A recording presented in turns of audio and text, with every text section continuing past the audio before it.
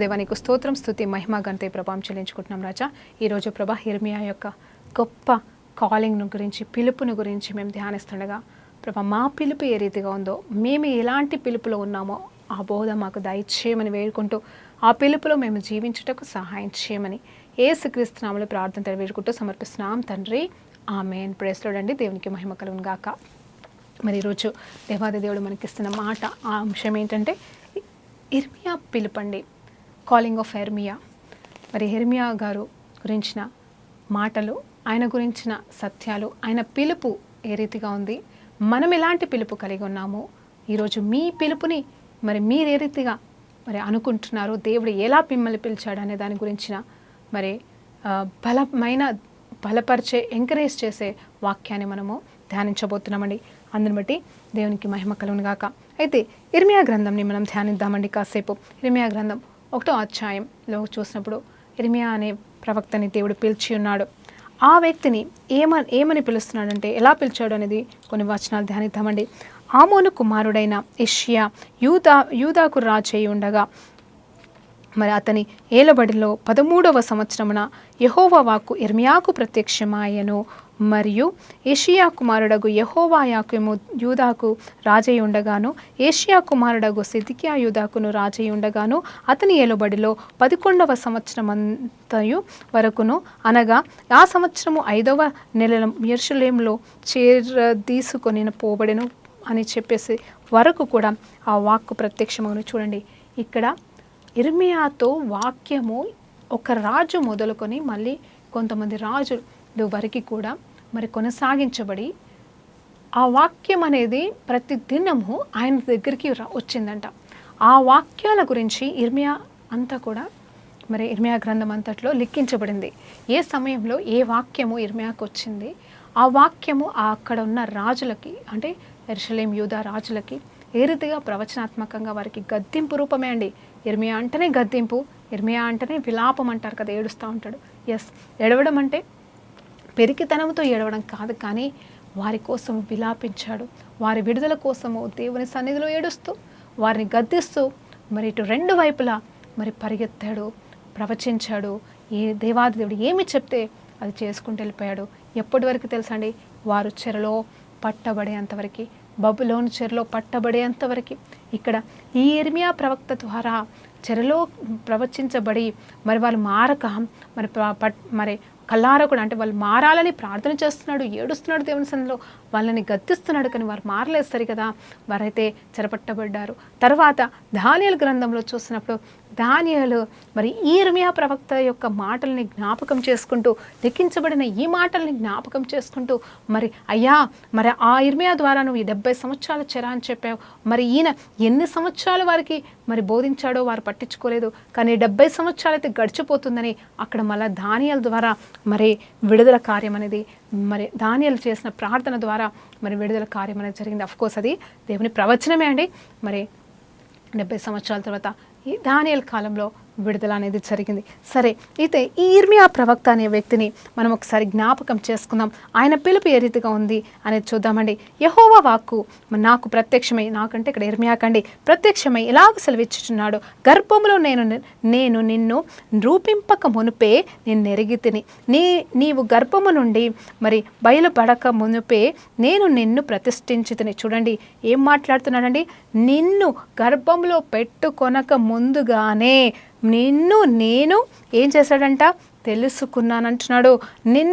నీవు గర్భము నుండి బయటకు రాక మునుపే నిన్ను ప్రతిష్ఠించానంటున్నాడు. వావ్, ఎంత మంచి పిలుపండి, ఎంత గొప్ప పిలుపండి. ఇక్కడ ఈ యిర్మీయా గారిది మరి ఎంత గొప్ప పిలుపంటే, గర్భంలో పెట్టక ముందుగానే దేవుడు తెలుసుకున్నాడంటే, ఎవరిని? యిర్మీయాని తెలుసుకున్నాడు. అంటే యిర్మీయా గురించి ఆలోచన చేశాడు.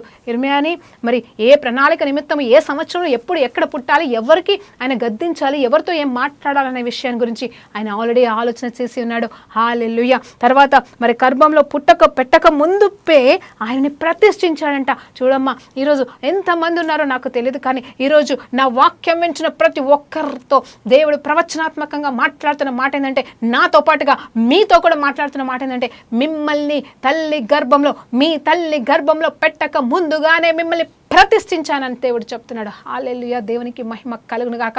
ఈ వాక్యం విని నువ్వు బలపరచబడు, నువ్వు ధైర్యపరచబడు. నువ్వు అవునండి, ఇర్మియా అలాగా ఇప్పుడు ఏడవలసిన కాలమే కావచ్చు, ఇర్మియా అలాగా మనం ఇతరులకి బోధించాల్సిన కాలమే కావచ్చు, ఇర్మియా అలాగా ఇతరులని ప్రేమించి మరి వారిని గద్దించే కాలంలోనే మనం ఉన్నాం కావచ్చు. మనది ఏ పిలుపైనా, మనం ఎలాంటి వారమైనా మనము దేవుని పిలుపుకి లోబడి మరి ఆయనలాగా ఎవరిలాగా అండి, మరి ఇర్మియా అలాగానే కావచ్చు, మనకి ఉన్న పిలుపుని బట్టి మనం ముందుకు సాగుదాము. ఈరోజు నువ్వు భయపడాల్సిన అవసరం లేదు. ఇర్మియా ఏ రోజు భయపడలేదండి, బాధపడ్డాడు కానీ ఏ రోజు భయపడలేదు. అది గుర్తుంచుకుందాం. ఈరోజు దేవునికి మహిమ కలుగును గాక. తర్వాత చూస్తే అయ్యా అప్పుడు ఏమంటున్నాడు తెలుసా, ఈయనేమంటున్నాడు తెలుసా, జనములకు ప్రవక్తగా కూడా నేను నియమించాను అంటున్నాడు. Praise the lord. ఎంతమంది ప్రవక్తలు ఈరోజు నా వాక్యం వింటున్నారో అందుబడి దేవునికి మహిమ కలుగును గాక. Thank you Jesus. ఆ తర్వాత చూస్తే అందుకు ఎవరండి, అందుకు ఇర్మియా అంటున్నాడు, అయ్యో తండ్రి ప్రభువా యెహోవా చిత్తగించము, నేను బాలుడనే అంటున్నాడు. మరి ఈయన వయసు ఎంత ఉందో కానీ ఈయనేమంటున్నా అంటే నేను బాలుడనే, నాకు ఆ యోగ్యత లేదు, నాకు నేనంతా నన్ను అట్లా మాట్లాడకు ప్రభా, నన్ను ప్రతిష్ఠించడం ఏంటి, నేను ప్రవక్తనేంటి అని చెప్పేసి నువ్వు మాట్లాడకన్నప్పుడు వెంటనే దేవాది దేవుడు తనతో మాట్లాడుతున్న మాట ఏంటి తెలుసా అండి, మరి నువ్వు బాలుడవని అనకూడదు కానీ ఎందుకంటే నేను నిన్ను పంపు వారందరి దగ్గరికి నీవు పోవలెను. మరి అలా తెలుసా, నీకు ఆజ్ఞాపించిన సంగతులన్నీ చెప్పవలెను.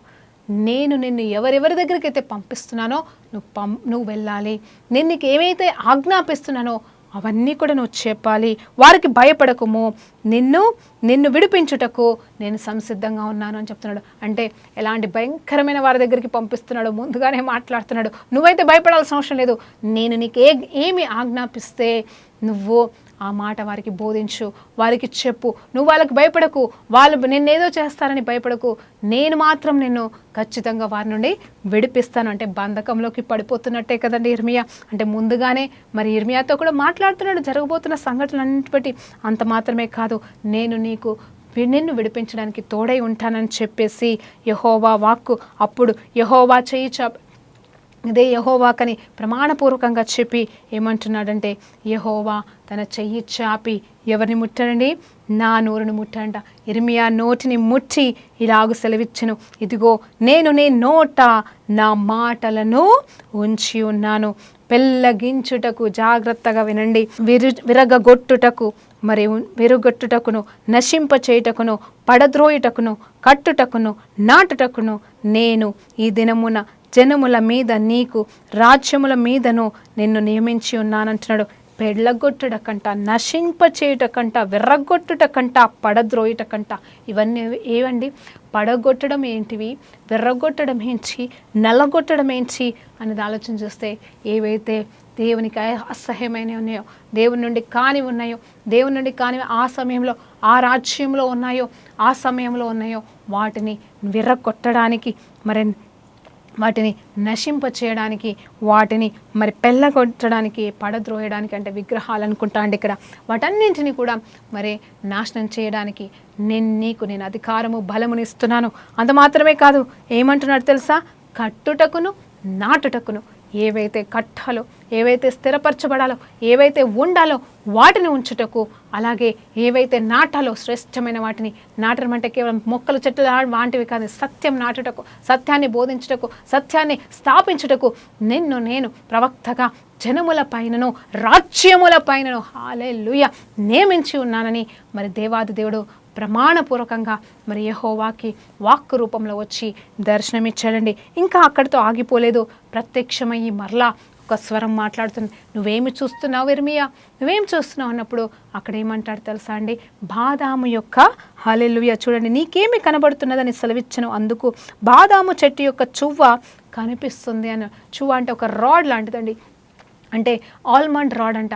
అంటే అది దానికి గుర్తు ఏంటంటే, ఆల్మండ్ రాడ్కి గుర్తు అంటే అది మరి దాన్ని చూసినప్పుడు వెంటనే దానికి అర్థం ఏంటంటే నేను గొప్ప కార్యములు చేయబోతున్నాను, ఆరంభిస్తున్నాను అని చెప్పేసి మరి ఇవన్నిటికీ సూచన ఐఎమ్ గోయింగ్ టు డూ అంటున్నాడు. ఇదిగో చూడండి, ఇదిగో చూవ కనబడుచున్నదని చెప్పగా యెహోవా నీవు బాగుగా కనిపెట్టితివి, నేను చెప్పిన వాక్యము నెరవేర్చుటకు నేను ఆతురపడుచున్నాను అంటున్నాడు. అంటే that is the time has come. నేను చెప్పిన మాటలన్నీ కూడా నెరవేర్చబడుటకు. అంటే అక్కడ నెగిటివ్ ప్రవచనాలు ఉన్నాయి, నెగిటివ్ శాపాలు ఉన్నాయి, పాజిటివ్ ఉన్నాయి, మంచి ఉన్నాయి, చెడ్డవి ఉన్నాయి, ఎన్నో మాటలు ఉన్నాయి. అవన్నీ కూడా నెరవేర్చబడుటకు మరి ఇక్కడ ఏంటంటే మరి నేను ఆతురపడుతున్నాను, నా వాక్యం ఆతురపడుతుంది, అవి జరగబోతున్నాయి అని చెప్పేసి చెప్తున్నాడు. అంటే అక్కడ ఆల్మండ్ అనే దానికి గుర్తు ఏంటంటే ఆరంభించుట అండి.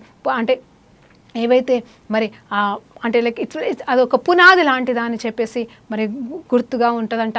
మరి దాన్ని బట్టి ఏం చెప్తున్నాడంటే అవన్నిటినీ నేను పూనుకోబోతున్నాను, అవన్నిటినీ నేను మరి అతి త్వరలో మరి ప్రత్యక్షపరచబడుతున్నాను, అవన్నీ కూడా అని చెప్పేసి చెప్తున్నాడు. తర్వాత ఇంకొక దర్శనం కూడా చూపించి మరి అక్కడ కూడా ఆ దర్శనానికి అర్థమైందంటే నాశనానికి గుర్తు మరి జరగబోతుంది, మరి వీరందరూ మారట్లేదు అని చెప్పేసి చెప్తూ తర్వాత ఇవన్నీ ముందుగానే మరి మొదటి అధ్యాయంలోనే ఆ పిలుపులోనే ఆ మొదటి దర్శనంలోనే అన్ని విషయాలు క్లుప్తంగా తనతో మాట్లాడి ఇంకేమంటున్నాడు తెలుసా అండి? 17వ వచనాన్ని చూసినప్పుడు కాబట్టి నీవు నడుమునట్టు కట్టుకొని నిలబడి నేను నీకు ఆజ్ఞాపించినంతయు వారికి ప్రకటింపచేయము, భయపడకుము, లేదా నేను వారి ఎదుట నీకు భయంను పుట్టించదను.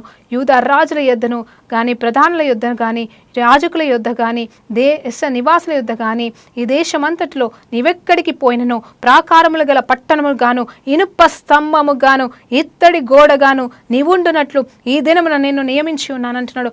వారు నీతో యుద్ధము చేసేదరు కానీ నువ్వు భయపడాల్సిన అవసరం లేదు. చూడండి, ఇక్కడ నువ్వు వారికి ఎవరికి భయపడాల్సిన అవసరం లేదు. నేను గొప్ప గొప్ప వారి దగ్గరికి నేను నడిపించబోతున్నాను, శ్రేష్టమైన వారి దగ్గరికి నేను నడిపించబోతున్నానేమో, యాజకుల దగ్గరికి, ప్రధానుల దగ్గరికి, దేశ నివాసుల దగ్గరికి నేను నడిపించబోతున్నాను. నువ్వు మాత్రం భయపడుకోక. నువ్వు భయపడితే వారి భయానికి నేను అప్పచెప్తాను.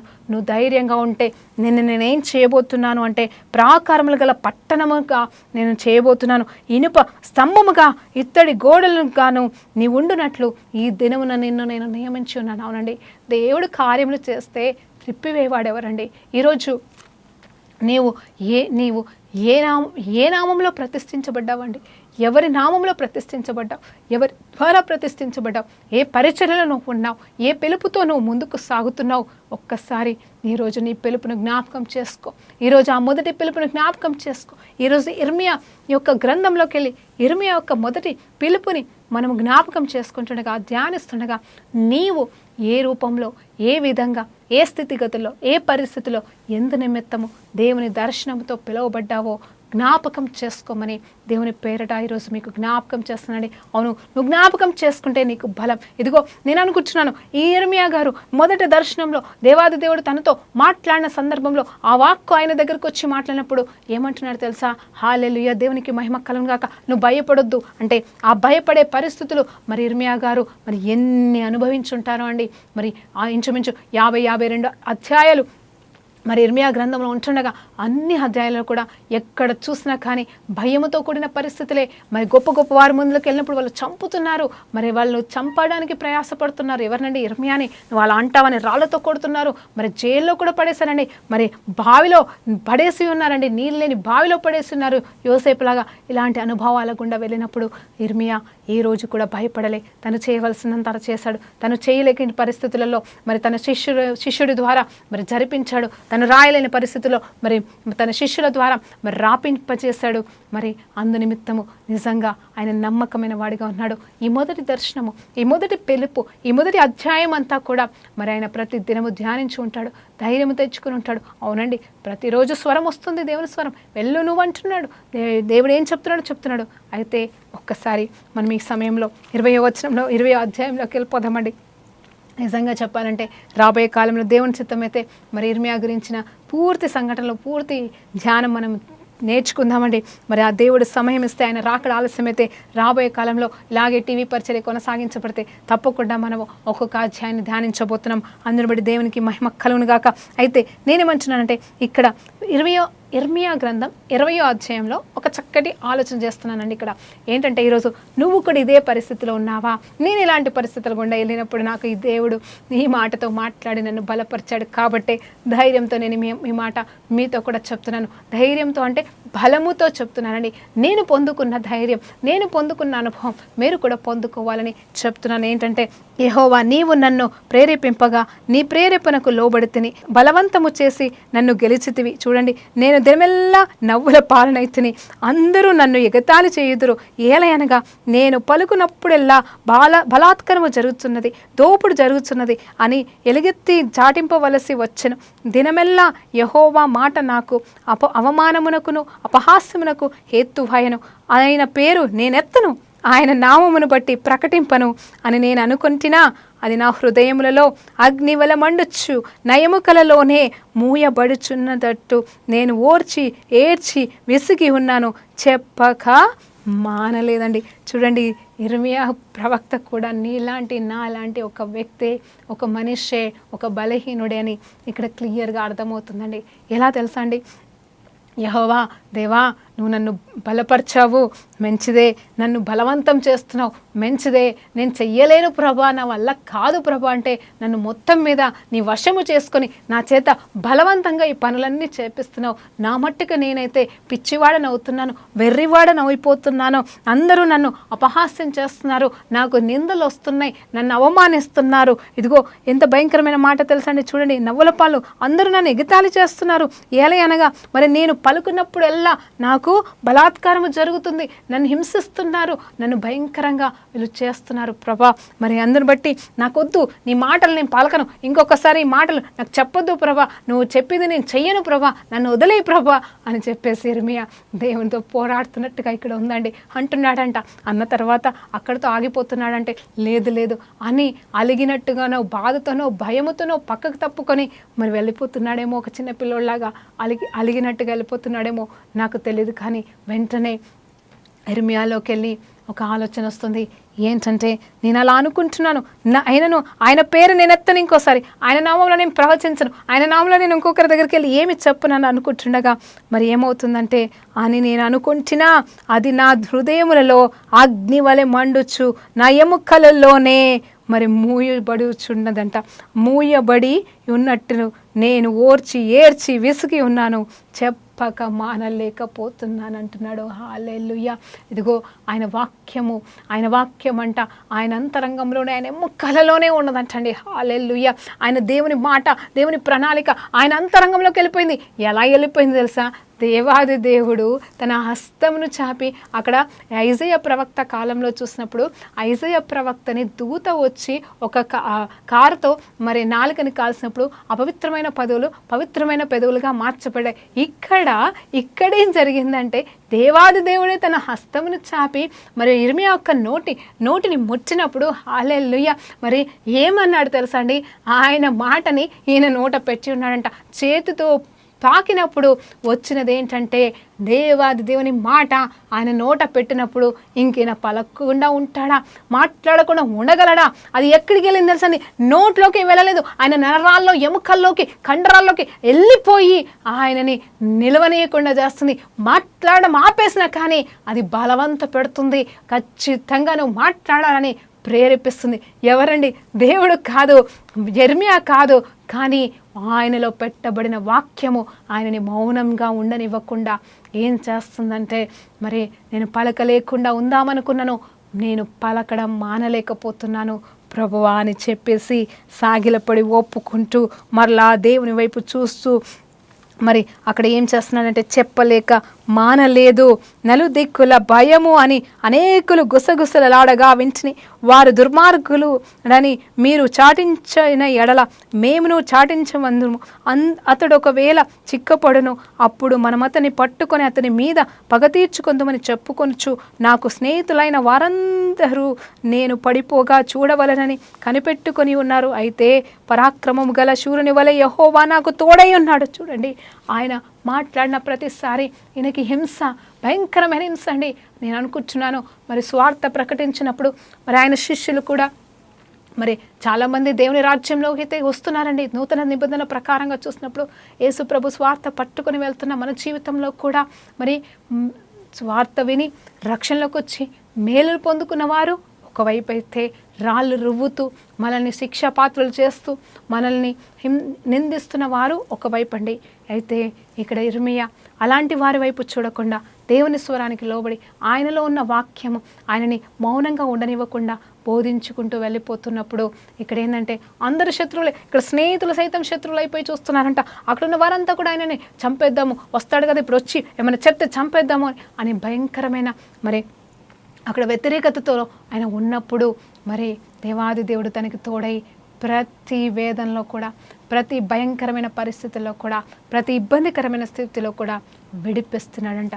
ఇర్మియా చచ్చిపోయినట్టుగా బైబిల్లో రాయబడలేదండి. అంటే నేనేమంటున్నా అంటే తర్వాత మరణించాడు, కానీ ప్రవచించినప్పుడు వారు ఎంత హింసించినా ఆ హింసల వల్ల అయితే, వారు చంపాలని ఎంత చూసినా దానివల్ల అయితే మరి ఇర్మియా గారు చావలేదు. దానికి కారణం ఏంటో తెలుసండి, యేసు ప్రభు వారు తండ్రి దేవుడు ఆయనకి 1వ అధ్యాయంలో చెప్పిన మాట, నువ్వు ప్రాకారంగా ఉందువు, ఇనుప గడియగా ఉందువు, మరి ఇత్తడి తలుపుగా ఉండు, నిన్ను ఎవరు కూడా మరి ఏమి చేయలేరు, నువ్వు భయపడకు, నువ్వు భయపడితే మాత్రం వారికి చెప్తాను, నువ్వు భయపడకపోతే నీకు నేను తోడై ఉండి వారందరి ఎదుట నేను నిలబెడతానన్న మాటని మరి ఇర్మియా ద్వారా దేవుడు నెరవేర్చాడు.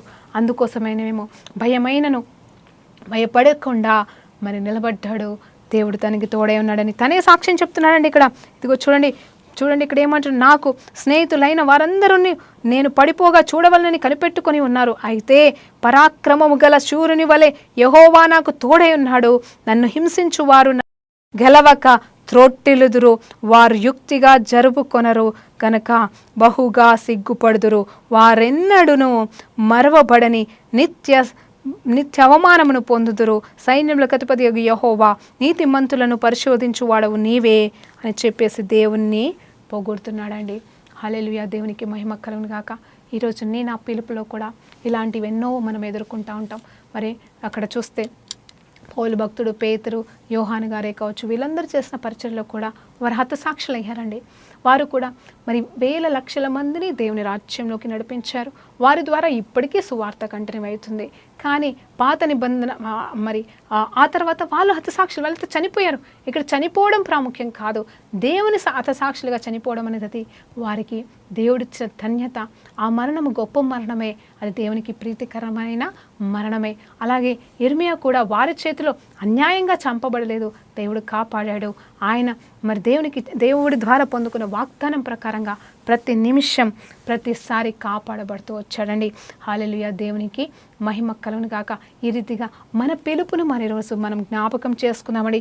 నేను ఇంకొక మాట చెప్తాను, ఇర్మియా 23:29. సేవకులారా జాగ్రత్తగా వినండి. మనము ఎన్నోసార్లు ఎంతో మందికి బోధిస్తామండి.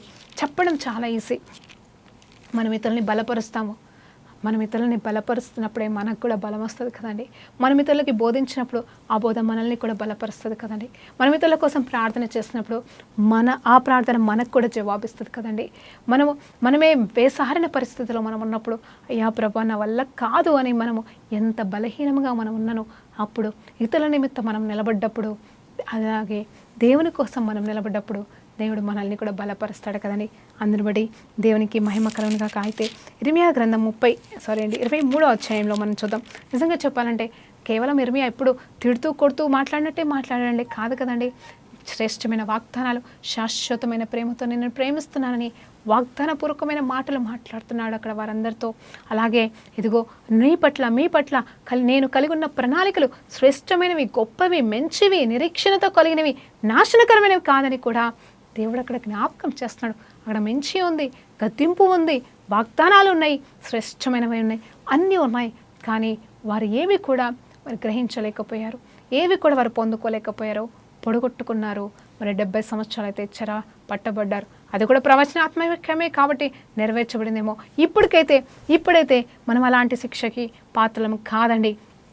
శిక్షించినా క్రీస్తే, మరి ఆయన చేతిలోనే పడదాం. కానీ దుష్టుడి చేతిలో, సాతాను చేతిలో, లోకం చేతిలో మనం పడకూడదు. ఎస్ అండి, మనము దేవుని సువార్త నిమిత్తము హింసించబడితే అది మనకు ధన్యత అని దేవుడే చెప్తున్నాడు. దేవుని సేవ నిమిత్తము మనల్ని ఎవరైనా చంపినా అది మంచిదే. ఎందుకంటే యేసుప్రభుని తృణీకరించిన వారు లోకంలో ఉన్నవారు మనల్ని తృణీకరించరా అని కూడా దేవుడు చెప్తున్నాడు. కానీ మన జీవితంలో దేవుడు మన కోసం ఏ ప్రణాళిక కలిగి ఉన్నాడో ఆ ప్రణాళికని, ఆ పరుగు పందాన్ని ముగింపు వరకు మనం కొనసాగించి ఆయన నిమిత్తం మనం హతసాక్షులు అవ్వడమా, లేకపోతే అంతంలో సమాధానపూర్వకమైన మరణం పొందుకోవడమా, అది ఆయన ఆల్రెడీ మన పట్ల రాసి పెట్టున్నాడు. కాబట్టి ఆ ప్రణాళిక చొప్పున మనం జీవించడానికి సంశయం లేకుండా, డౌట్ లేకుండా మనము సమర్పించుకుందామని మన జీవితాల్ని. హల్లెలూయా. అయితే 23వ అధ్యాయం 29వ వచనాన్ని ఒక్కసారి ధ్యానించి మరి ముగించుకుందామండి. ఏంటంటే అక్కడ ఏమని ఉంటుందంటే, ఆ సందర్భం ఏదైనానో ఒక మాట ఉంటుంది, ఇదే యెహోవా వాక్కు, నా మాట అగ్ని వంటిది కాదా, బండను బద్దలు చేసే సుత్తి వంటిది కాదా. చూడండి, ఏ మాట మరి అగ్ని వంటిది కాదా. ఎవరి మాట అండి? నీ మాట, నా మాట కాదండి. ఇర్మియా లాగా నువ్వు నేను కూడా దేవాది దేవుని పిలుపుకి లోబడిన వారమైతే, ఆయన మనల్ని పిలిచి ఉంటే మన నోటిలో కూడా ఆయన పెట్టిన మాట ఎలాంటిది తెలుసండి? అగ్ని వంటిది, అగ్ని వంటిది. అవునండి, అంత మాత్రమే కాదు, ఎలాంటి స్థితినైనా, ఎలాంటి వారినైనా, ఎలాంటి పరిస్థితులైనా బద్దలు చేసే మార్చగలిగిన సుత్తి లాంటిది, సుత్తి లాంటిదని చెప్పేసి దేవుడు చెప్తున్నాడు. దేవునికి మహిమ కలుగును గాక. మరి నిజముగా ఈరోజు నా జీవితంలో దేవుని వాక్యం ఏ రూపంలో వస్తుందండి? వాక్యము మనల్ని దర్శిస్తుందా? వాక్యంతో మన దేవుడు మనతో మాట్లాడుతున్నాడా? వింటున్నావా నువ్వు? ఈరోజు నన్ను బలపరిచిన దేవుడు మిమ్మల్ని బలపరచును గాక. నిజంగా చెప్తున్నాండి, ఇర్మియా 20వ అధ్యాయం 6వ వచనంతో నాతో దేవుడు ఎన్నోసార్లు మాట్లాడి ఉన్నాడు. నేను ప్రభా, నా వల్ల కావట్లేదు ప్రభా, ఈ వాక్య పరిచర్య నా వల్ల కాదు ప్రభా, నేను ఏ పాటి దాన్ని అయ్యా, నాకు ఏమీ రాదయ్యా, ఇట్లాగే ఆయనలాగానే నేను బాలుడనేసా. నిజం చెప్పాలంటే నాకేం వ్యతిరేకతలు లేవండి, నేను ఒప్పుకుంటున్నాను.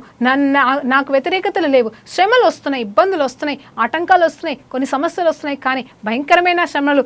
ఇర్మియాలాగైతే నాకు అలాంటి పోరాటాలు నాకు లేవు. కానీ సరే, చిన్న చిన్న పోరాటాలే కావచ్చు, అది నా శక్తికి మించినవి కావచ్చు.